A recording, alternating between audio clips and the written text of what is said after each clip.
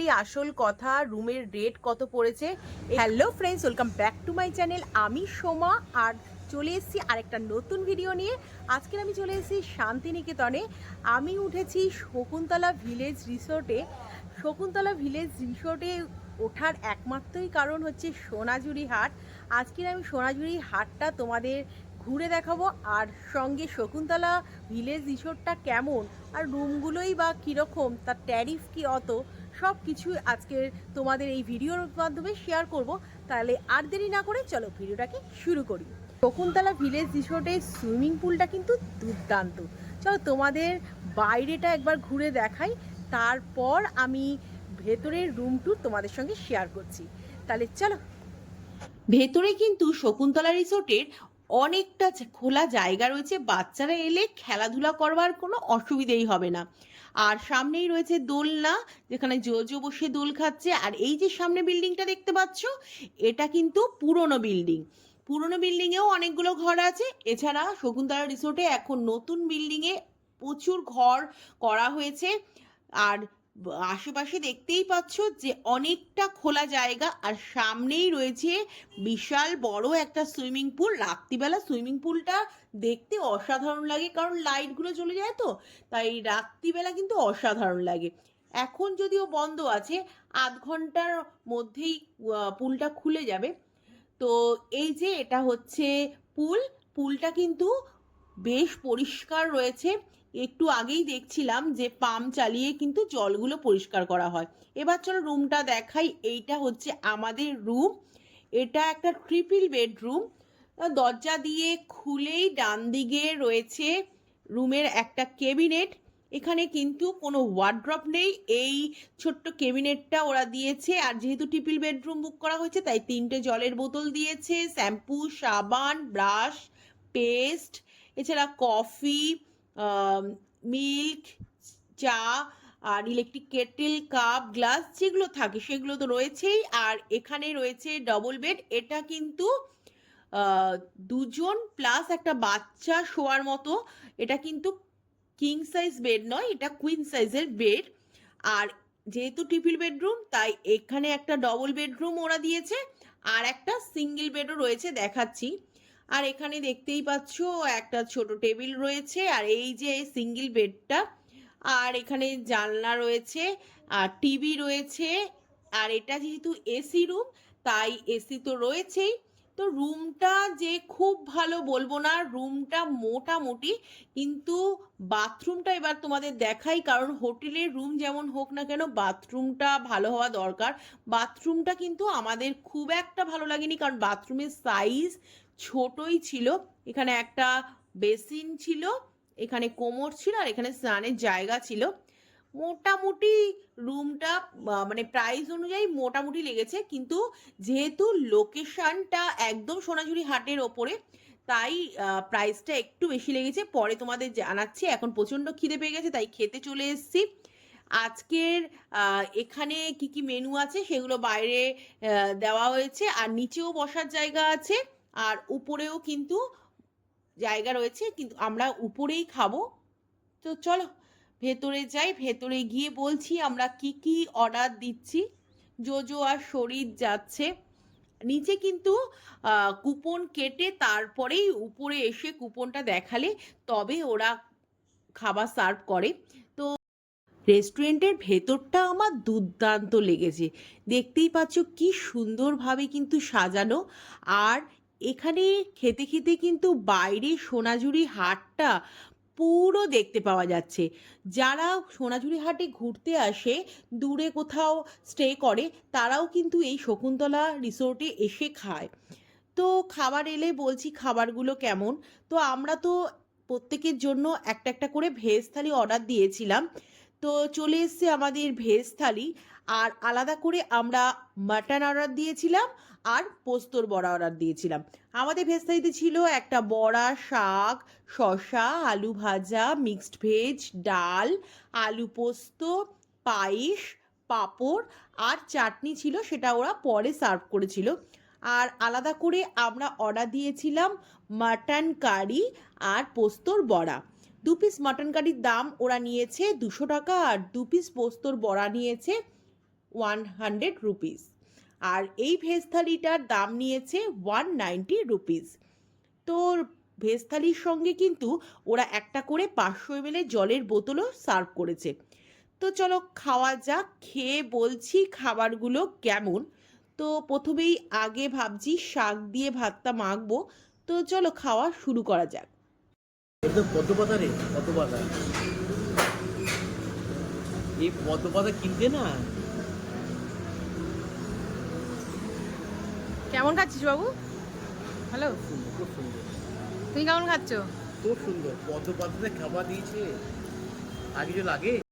খাওয়া দাওয়া মোটামুটি ছিল, খুব একটা ভালো তা বলা যাবে না, কারণ মাংসটা আরেকটু সেদ্ধ হলে ভালো হতো।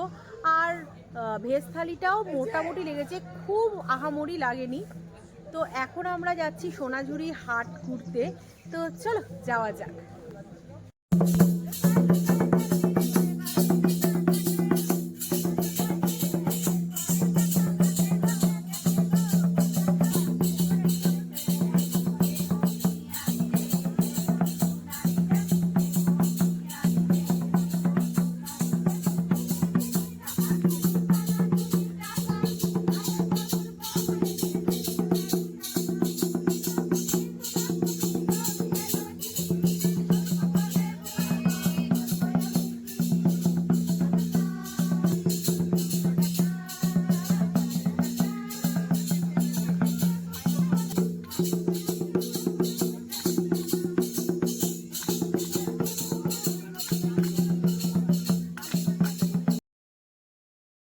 কিছুক্ষণ নাচানাচি করবার পর এখন চলে এলাম কেনাকাটি করতে। প্রথমে আগে ভাবছি হাটটাকে পুরোটা ঘুরে দেখব, তারপর কেনাকাটি করব। তবে এত দোকান রয়েছে যে পুরো হাটটা ঘুরে দেখা পসিবল হবে না একদিনে।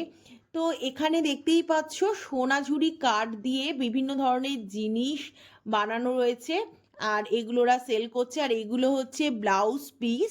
ব্লাউজ পিসগুলো বিভিন্ন দামের রয়েছে, 100 রুপিস থেকে স্টার্টিং। তো ব্লাউজ পিসগুলো আমার বেশ ভালো লেগেছে, ভাবছি এখান থেকে একটা দুটো ব্লাউজ পিস নেওয়া যায় কিনা। তো ব্যাগেরও কিন্তু প্রচুর সম্ভার রয়েছে। তবে একটা কথা বলে রাখি, এরা কিন্তু যথেষ্ট পরিমাণে বার্গেনিং করছে।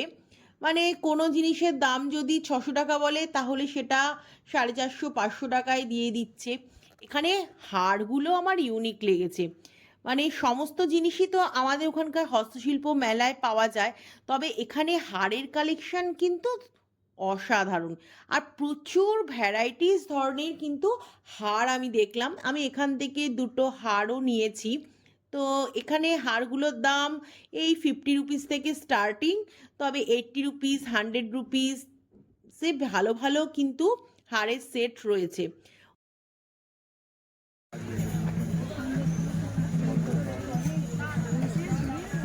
কি দাম আছে?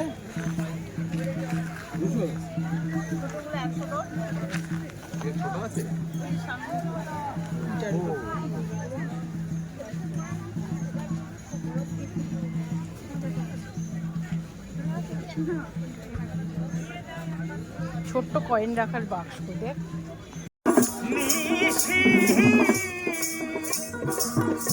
আছে কালো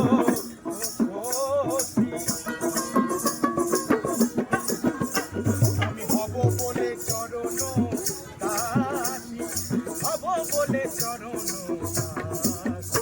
ওটা হয় না কপাল কোণে, ওটা হয় না কপাল কোণে, আমার মনের মানুষের ওইরূপ যখন স্মরণে, যখন ওইরূপ স্মরণে হয়, থাকে না লোক লজ্জা ভয়।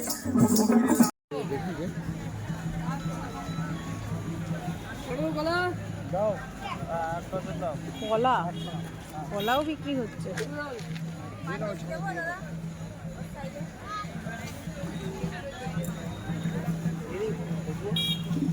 মেলা ঘুরতে ঘুরতে আমাদের প্রত্যেকের খুব পায়ে ব্যথা হয়ে গেছে, তাই আবার রিসোর্টের ভেতরেই ঢুকে পড়লাম। আর রাত্রিবেলা বলেছিলাম না, ভেতরটা কিন্তু দেখতে অসাধারণ লাগে, চারিদিকে লাইটগুলো জ্বালিয়ে দেয় আর অসাধারণ লাগে। রাত্রিবেলাও কিন্তু পুলে নামা যায়, একটু পরেই সবাই নামবে। আর দুপুরবেলা আমরা যেখানে বসে লাঞ্চ করেছিলাম সেই রেস্টুরেন্টটা কিন্তু শুধু দুপুরের জন্য।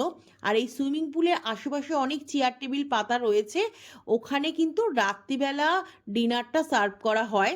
আর এছাড়া যদি কেউ স্ন্যাক্স খেতে চায় তাহলেও সেটা অর্ডার দিয়ে সেখানে বসে খেতে পারে। এছাড়া তো রুম সার্ভিস রয়েছেই, রুমেও ওরা খাবার দাবার সার্ভ করে থাকে। তো বাইরেটা কিন্তু দেখতে খুব ভালো লাগছে। গুড মর্নিং ফ্রেন্ডস, আজকের হচ্ছে নেক্সট ডে, আর কিছুক্ষণের মধ্যেই আমরা বেরিয়ে যাব। আমরা আজকে যাব তারাপীঠ। আমাদের প্রান্তিক স্টেশন থেকে ট্রেন আছে, প্রান্তিক স্টেশন থেকে রামপুরহাট পর্যন্ত রিজার্ভেশন করা আছে। আমরা রামপুরহাটে নামবো, তারপরে ওখান থেকে হোটেলের উদ্দেশ্যে রওনা দেব। তো আজকে তারাপীঠে গিয়ে পুজো দেওয়ার ইচ্ছে আছে, তাই এই 10টা কি 10:45 নাগাদ আমরা এখান থেকে চেক আউট করে বেরিয়ে যাব। এখানে চেক আউটের টাইমিং হচ্ছে সকাল 11টা, আর চেক ইনের টাইমিং হচ্ছে 1টা। তবে আমাদের 12টা নাগাদ রুম দিয়ে দিয়েছিল।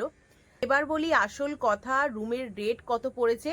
এখানে শুক্র শনি রবি এই 3 দিন একরকম রেট থাকে, আবার সোম থেকে বৃহস্পতিবার একরকম রেট থাকে। আর অকেশান হলে তো রুম রেট বেড়েই যায়, কোনো রেট ফিক্সড নেই। তবে ডিফারেন্ট ক্যাটাগরির এখানে রুম রয়েছে। তবে আমরা ছিলাম হচ্ছে সুপার ডিলাক্স ট্রিপল বেডরুমে, যার ভাড়া ওরা নিয়েছিল 3500। আমরা স্যাটারডে একদিনের জন্য বুক করেছিলাম।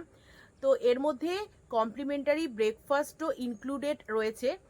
তো রুম মোটামুটি ছিল, খুব আহামরি বলবো না, তবে লোকেশনটা দারুণ। যদি কেউ সোনাঝুরি হাটের কাছে থাকতে চাও তাহলে কিন্তু এখানে অবশ্যই থাকতে পারো। তবে রাত্রিবেলার খাবারও কিন্তু বেশ ভালো ছিল। কালকে রাত্রে আমরা প্রচুর খাবার খেয়েছি।